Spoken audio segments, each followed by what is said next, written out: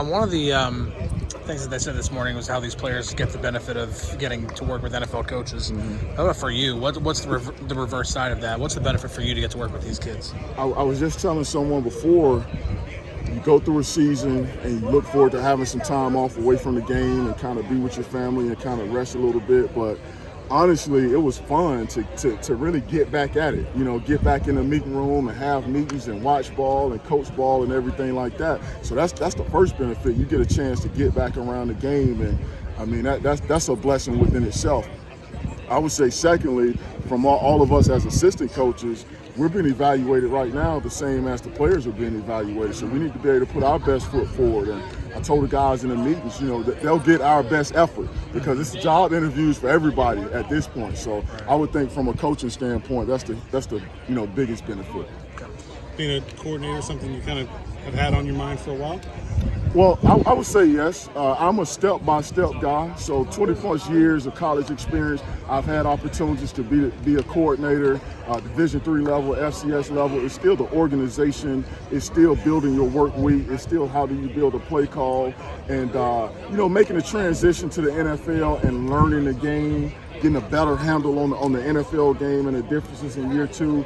My talent to be a coordinator and lead men is still there. Whether I lead the secondary, which is about 16 guys or so, or whether I lead a side of the defense, my talent, is still there. God bless me with that ability. It's just a maturation process, from a professional standpoint. Any stand out to you so far? What's that? Just any player, any particular? One thing stood out to me. We got the ball up. Now, I don't know who did it because I was kind of big vision. All I know is it was a run play, it was an edge play, and we got the ball out, and that's the way we live in Pittsburgh. We're going to try to get the ball out. That's the way you got to live in defense, period, in today's game. So I was excited about that. So we'll go back and watch the film and find out who exactly got their ball out. I was talking to Marvin Overshow. He literally said that same thing. You guys really? Up the interceptions, hyping up, getting the ball out. You're really hands-on. You got to take the ball away. I mean, the game listen, my last year playing was in 98. The game is so different now. These offenses in our division alone, Joe Burrow, Deshaun Watson. Listen, we got to take the ball out of Nick Chubb's stomach as often as we can for us to win that game. So, yeah, we're gonna preach takeaways, whether it's forced fumbles or whether it's interceptions. We dropped too many interceptions today, but we got to take the ball away. We have to.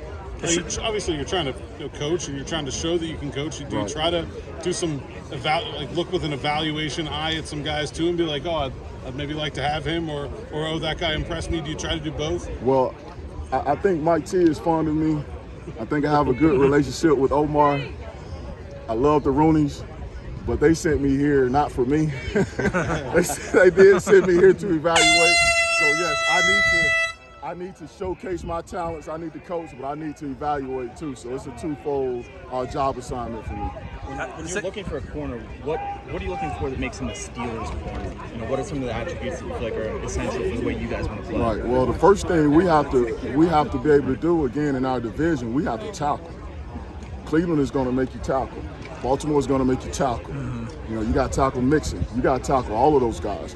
So it's not just a cover situation in our defense, in our division. You have to be tough enough. You have to be a willing tackler. If you put on film that you won't tackle, it's going to be hard for you to play.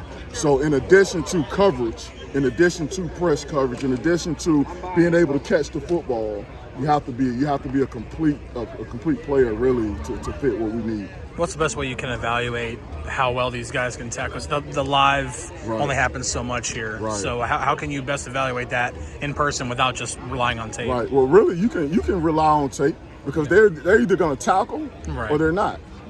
They'll have opportunities to tackle, and they'll either do it or they won't. And that's the evaluation. They'll either cringe or they won't.